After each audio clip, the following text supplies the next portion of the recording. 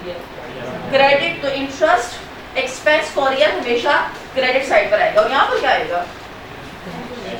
Cash paid, क्योंकि liability cash से कम हो जाती है।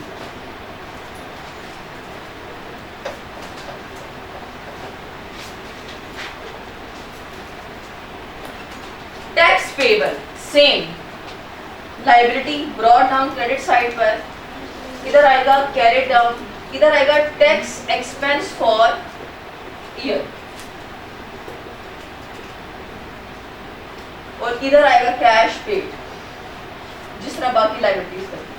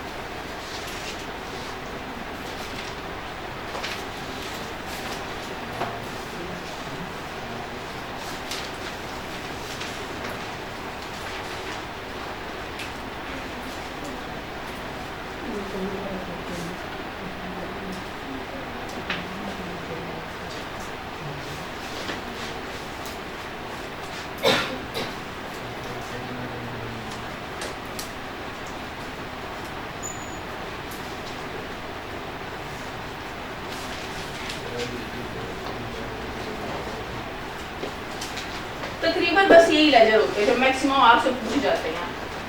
अच्छा, एक चीज आप सवाल में देखेंगे, आपको हमेशा कैश फ्लो में 2 साल दिए होंगे, यानी ये साल और कंपैरेटिव। कंपैरेटिव मींस पिछला साल दिया होगा, जैसे 2001 दिया हुआ 2002। 2001 में इन्वेंट्री कितनी थी? 2000 और 2002 में कितनी है? 3000। इन्वेंट्री ज्यादा हुई या बढ़ गई? ज्यादा। तो जरा डबल एंट्री बताएं, डबल एंट्री क्या होती है जब इन्वेंट्री बढ़ती है? Inventory debit. अब वो कॉस्ट ऑफ सेल नहीं, सिर्फ इन्वेंट्री को बताएं। इन्वेंट्री डेबिट कितने से? 1000। अब आप ये सोचेंगे कॉस्ट ऑफ सेल वगैरह पे इफेक्ट जाएगा, दूसरा जो आप करते आ रहे हैं।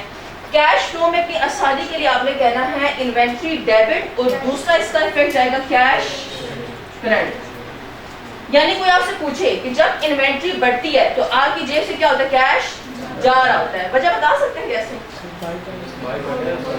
पहले 2000 थी, इस साल मजीद खरीदी तो 1000 रुपए से खरीदी ना, तो कैश क्या हो गया? चला गया, तो कैश क्या हो जाएगा? क्रेडिट। अब एग्जाम में इतना टाइम तो नहीं होता कि आप बैठ के करें पिछले साल 2000 थी, इस साल 3 हुई, 1000 से बढ़ गई। सिंपल डिफरेंस निकालो और डबल एंट्री आपने क्या सोचनी है माइंड में? इन्वेंट्री डेबिट और कैश क्रेडिट, यानी कैश इसमें चला जाएगा माइनस में, ब्रैकेट। उसके बाद इंक्रीज इन रिसीवेबल या डेटर,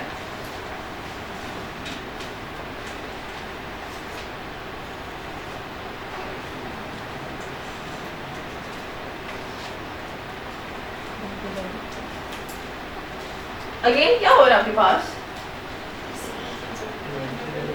इन्वेंट्री डेटर बढ़ रहे हैं, डेटर डेबिट और कैश क्रेडिट। कितने से बता सकते? कैश क्रेडिट क्यों किया मैंने? डेटर का मतलब है वो बंदा जो आपसे कर्जे पे चीज ले गया, यानी उसने अभी तक आपको पैसे नहीं दिए, यानी आपका अभी तक पैसा फंसा हुआ है, तो कैश क्रेडिट। अगर मैं इसको इंक्रीज कर दूं फिर डिक्रीज, फिर आएगा कैश डेबिट और डेटर क्रेडिट। वजह बता सकते हैं क्यों डेटर आपके पास क्रेडिट और कैश डेबिट हो रहे हैं? कब होते हैं डेटर? जब आपको पैसा मिलता है, तो तभी तो कैश डेबिट हो रहा है। प्लस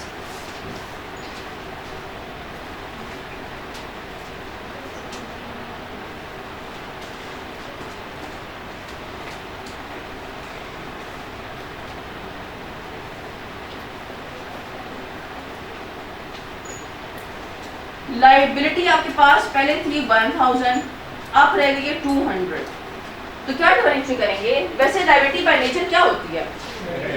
क्रेडिट होती है। जब कम होगी तो क्या हो जाएगी? डेबिट। तो पेबल या ट्रेड पेबल एक क्रेडिटर,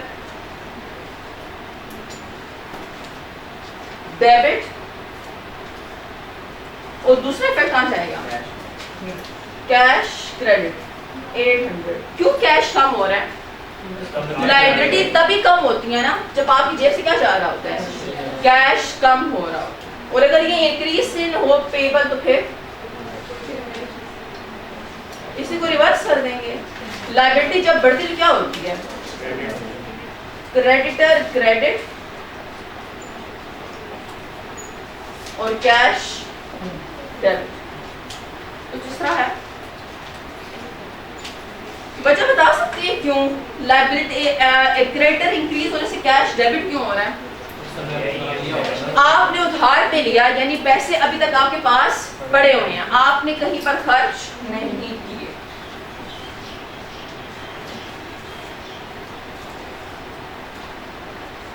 बनाए लेजर, किधर बनाए हैं? चलो अभी बनाए।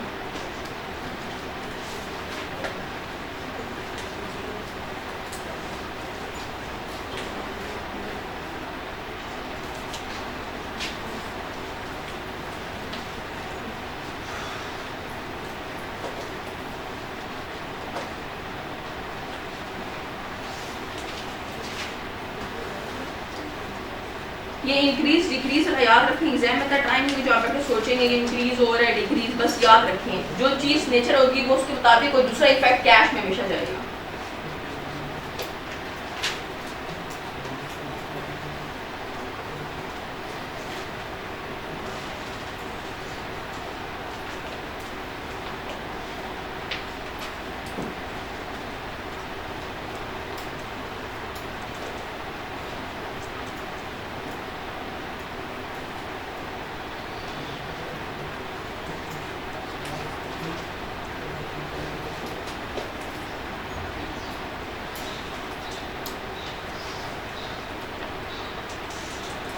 जो ये लिख चुके हैं एक बार लेजर देखिए थोरली, एक बार अच्छे तरीके से लेजर को, इसे आप रट्टा कह लें, याद कह लें, कुछ भी कह लें, बस ये लेजर आपको याद होनी चाहिए।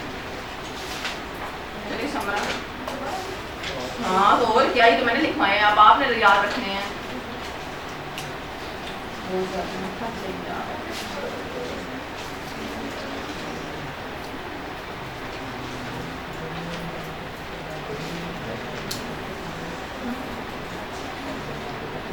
हाँ जी शजी साहब देख रही हैं, एक तो तुझे पता है लाइफ नहीं है कि जैसे देखा आपको याद हो गया लेजर।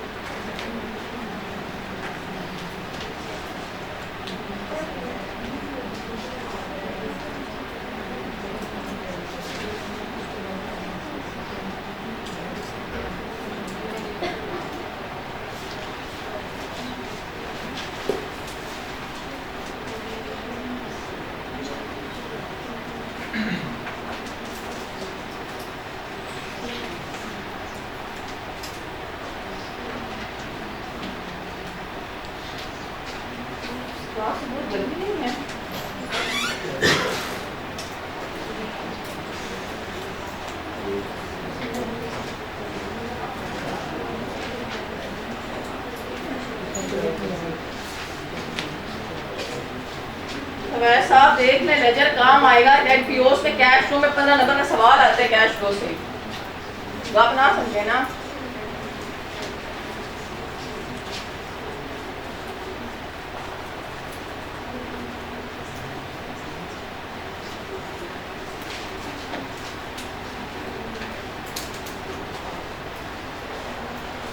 आपने statement of changes in equity का फॉर्मेट देखा था? फॉर्मेट प्रोफार्मा जैसा था हर सवाल में, ब्रॉड डाउन, यही स्टेप डेट वाइज चलते थे, स्टेप वाइज।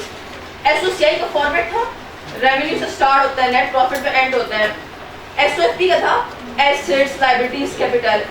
कैश फ्लो कभी आपके पास प्रोफार्मा है, जो आपने हर सवाल में एज इट इज लिखना है। इसे भी अगेन आप रट्टा कह रहे, कुछ भी कह रहे, खैर रट्टा तो ना कहें क्योंकि अब सवाल आप करेंगे आपको ऑटोमेटिकली वो याद हो जाएगी चीज़। लेकिन अगर एग्जाम में ये उन नालायकों के लिए है जो बिल्कुल ये मुंह उठा के जाएंगे देखने के एक्सपीरियंस करने के लिए पेपर कैसा होता है। अगर आपको कुछ भी ना आए तो अगर आप प्रोफार्मा भी बनाते हैं तो आपको 3 से 4 नंबर उसके मिल जाते हैं सिर्फ उस प्रोफार्मा के, तो फिर वैल्यूज पुट करना कौन सा मुश्किल हो जाएगा। एक बार प्रोफार्मा याद हो गया फिर आपकी चीज़ें आसान हो जाएंगी। और टेक्निक क्या आपके पास कैश फ्लो की, आपने 2 पेजेस अपने पास उस ढांचे के लिए छोड़ने, जैसे आप पीपी नहीं बनाते थे नोट्स ग्रॉस कैरिंग अमाउंट पूरा 2 पेजेस छोड़कर वर्किंग स्टार्ट करते थे, उसी तरह आपने पहले 2 पेजेस हमेशा उस स्ट्रक्चर के बनाने हैं। अपने पास हमेशा पहले 2 पेजेस पर पूरा प्रोफार्मा बनाएंगे और फिर तीसरे पेज से क्या स्टार्ट करेंगे, लेजर बनाना, कि इसमें ऐसा वर्किंग नहीं है, सारी गेम किसकी होती है, लेजर की। तो पहले 2 पेजेस पे हमेशा आपने ये स्ट्रक्चर बनाना है, प्रोफार्मा बनाना है। सबसे पहले आप हेडिंग देंगे cash flow, cash flow from, साथ साथ देते जाए एक सवाल करना पड़ा, cash flow from operating activity, cash flow from operating activity, cash flow from operating activity.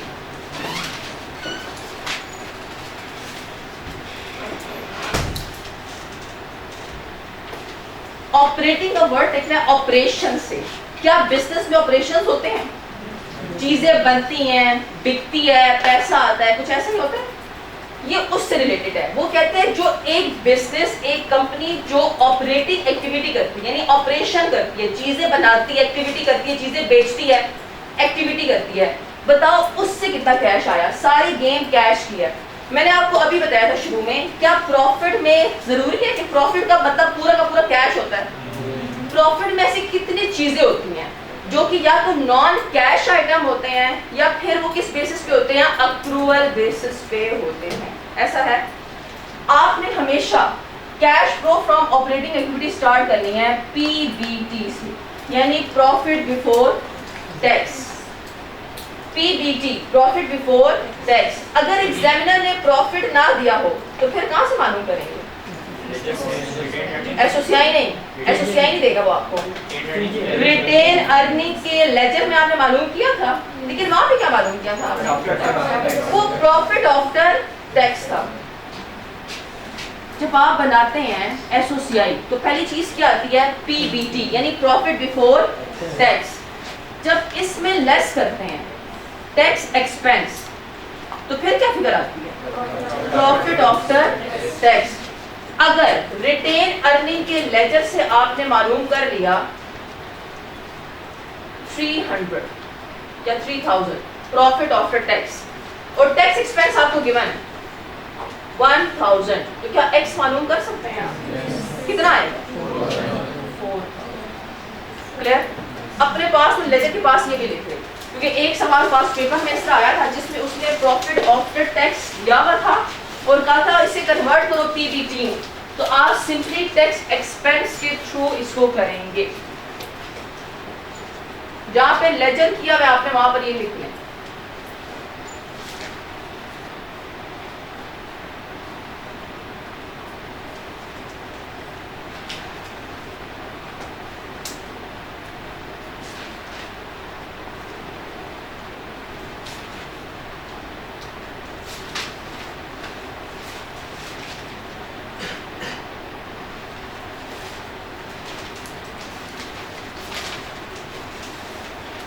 PBT profit before tax से स्टार्ट करेंगे।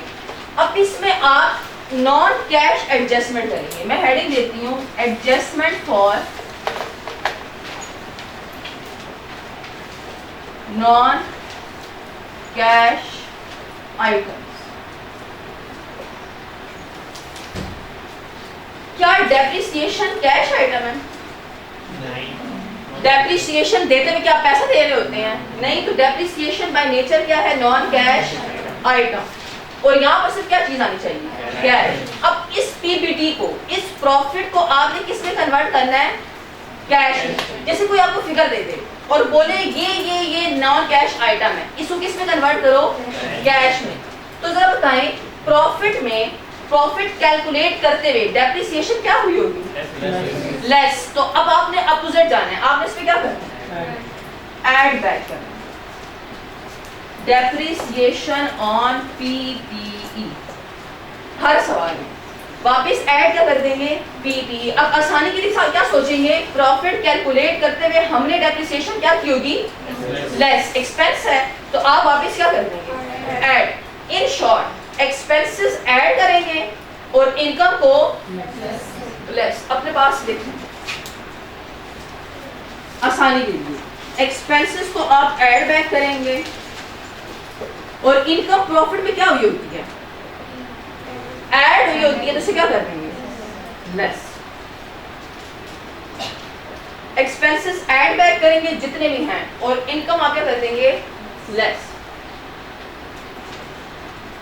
एक और चीज भी ऐड बैक करेंगे, depreciation on investment income, sorry property.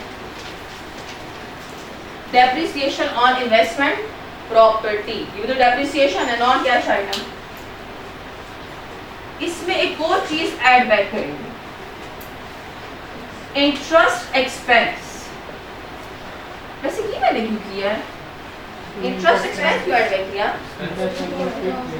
Expense नहीं माइनस करना होता। जरा जाए इंटरेस्ट के लेजर में, जो इंटरेस्ट पेपर मैंने लेजर बनाया था, इंटरेस्ट में 4 चीजें आ रही थी ना, brought down, carried down, expense और कैश पेड। मुझे मसला किस चीज से है,